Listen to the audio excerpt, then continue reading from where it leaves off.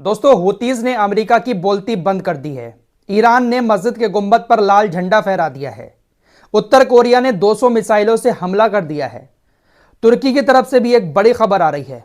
बहुत सारी खबरें हैं, समझ नहीं आ रहा है कि शुरुआत कहां से करूं। चलिए पहले हूतीज की खबर ही आपको बता देता हूं। चैनल पर पहली बार आए हैं, सब्सक्राइब करके हमारे साथ जुड़ सकते हैं। हूतीज को अमेरिका ने 12 देशों के साथ मिलकर जो धमकी दी थी, जिस धमकी के बारे में मैं आपको कल बता चुका हूं, अमेरिका ने कुछ यूरोपीय देशों के साथ मिलकर हूतीज से कहा कि अगर आपने अभी भी लाल सागर के अंदर जहाजों को अटैक करना नहीं छोड़ा तो फिर हम सब देश मिलकर आपके ऊपर हवाई हमले करेंगे।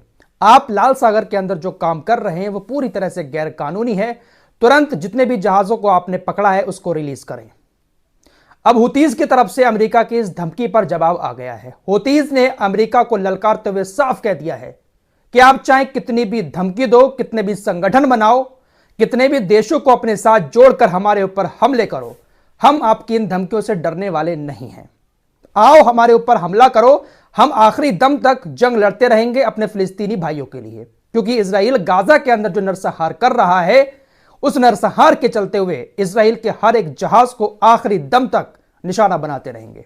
अमेरिका ने हमारे जिन 10 लोगों को शहीद किया है, हम अपने उन शहीदों का खून बेकार नहीं जाने देंगे। अमेरिका आओ हमारे पास, हम चाहते हैं आप हमारे पास आओ, लड़ो, फिर हम तुमसे अपने 10 जवानों की मौत का बदला लेंगे। दोस्तों, अमेरिका ने जिन 10 हूतीज को मारा था उनकी तस्वीरें भी हूतीज ने जारी की हैं। ये हैं वो 10 लोग जिसको अमेरिका ने लाल सागर के अंदर ऊपर से हवाई हमला करके मार दिया था।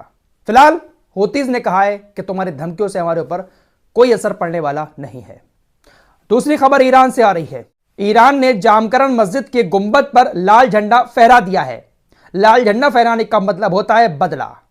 ईरान ने आखिरी बार जामकरन मस्जिद के गुंबद पर 3 जनवरी 2020 को लाल झंडा फहराया था, जब कासिम सुलेमानी को अमेरिका ने इराक के अंदर एयर स्ट्राइक करके मार दिया था। उस वक्त भी ईरान ने जामकरन मस्जिद के गुंबद पर एक दिन पहले लाल झंडा फहराया था और दूसरे ही दिन इराक के एन अल असद हवाई अड्डे पर कई सारी बैलिस्टिक मिसाइलों से अटैक कर दिया था, जहां पर अमेरिका की सेना तैनात थी। और हमला करने के फौरन बाद ईरान ने मस्जिद के गुंबद से उस झंडे को हटा लिया था। तो लाल झंडा एक बार फिर से ईरान ने मस्जिद के गुंबद पर फहरा दिया है।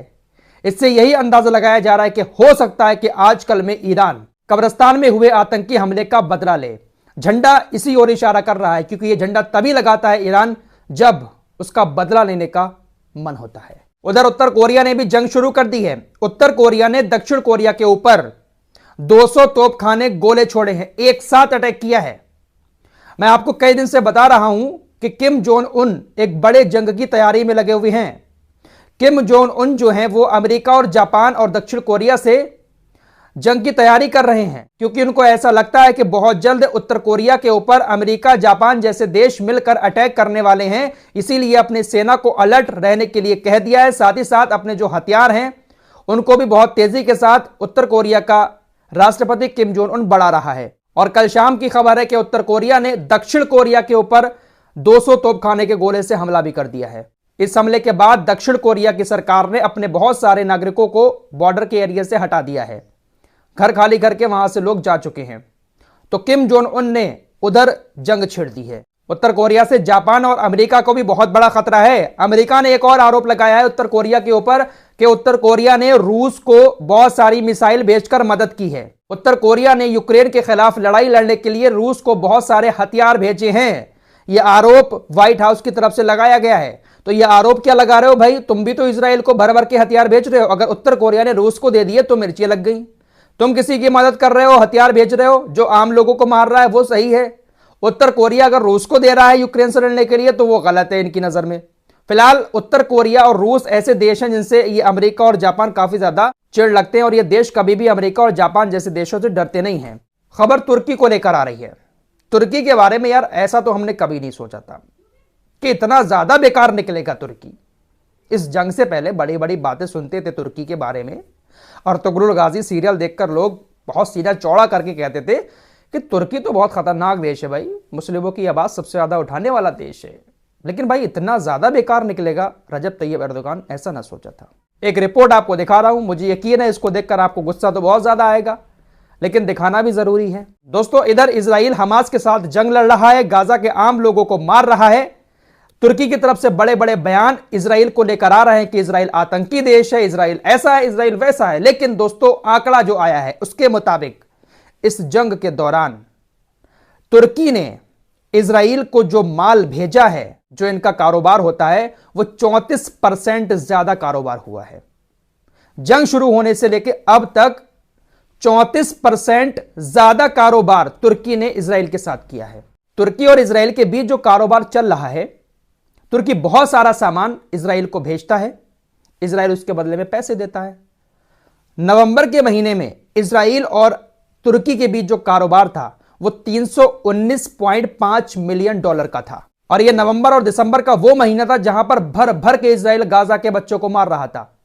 नवंबर के महीने में जो कारोबार 319.5 मिलियन डॉलर का था, दिसंबर में वो कारोबार 430.6 मिलियन डॉलर पर पहुंच गया।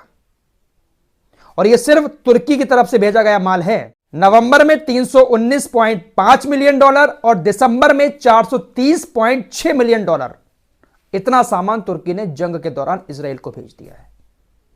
तो जहां कम होना चाहिए था नवंबर से दिसंबर में आंकड़ा और ज्यादा बढ़ गया है। यानी दिसंबर में भर भर के तुर्की ने इजराइल को माल भेजा है। वो जो वीडियोस आई थी ना, जो गरम गरम कपड़े भेजे जा रहे थे, टमाटर भेजे जा रहे थे, फ्रेश फूड भेजा जा रहा था, उस वक्त काफी सारे लोगों को ये बातें झूठी लगती होंगी।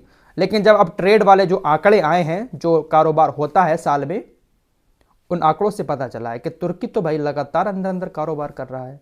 रजब तैयब एर्दोगान कहते हैं कि आतंकी देश है इजराइल, आतंकी देश है, नरसंहार कर रहा है। भाई इतना बुरा नहीं समझा था जितना बुरा ये निकला बंदा। वहीं दोस्तों, यूएई ने भी 2024 को लेकर यह कह दिया है कि हमारे जो रिश्ते इजराइल के साथ हैं, राजनीतिक रिश्ते, कारोबारिक रिश्ते, वो वैसे ही बरकरार रहेंगे। हम किसी भी तरह के रिश्तों को खराब नहीं कर रहे हैं। जिस तरह से 2023 में हमारे रिश्ते बने हुए थे, ऐसे ही 2024 में भी हमारे रिश्ते बने रहेंगे। तो ये हैं इस्लामिक देश। बुल्गारिया से खबर आ रही है, अमेरिका ने बुल्गारिया से कहा कि आप अपना एक युद्धपोत लाल सागर में उतार दें हूतीस के हमलों को रोकने के लिए। संगठन तो नहीं बन पाया, कम से कम आप अपना एक युद्धपोत लाल सागर में भेज दें। लेकिन बुल्गारिया ने अमेरिका को साफ इनकार कर दिया। अमेरिका से साफ कह दिया कि हम अपना युद्धपोत लाल सागर में नहीं उतारेंगे। इन देशों को भी लग रहा है यार, हम अमेरिका के लिए थोड़ी ना उतार रहे हैं, इजराइल के लिए अमेरिका हमसे कह रहा है हम बेवजह जाकर लाल सागर में अपना खर्चा भी करें और हूतीस का निशाना भी बने, अपने युद्धपोत को भी नुकसान पहुंचाए, अपने सैनिकों को भी नुकसान पहुंचाए। साफ इनकार कर दिया बुल्गारिया ने कि भैया खामोश रहो, हम नहीं जाने वाले हैं। तो अमेरिका के कहने पर जो देश एक साथ इकट्ठा हो जाते थे, अब ज्यादा नहीं सुन रहे हैं। फिलहाल इस रिपोर्ट में इतना ही, मिलते हैं कुछ और खबरों के साथ, तब तक के लिए अपना ख्याल रखिए।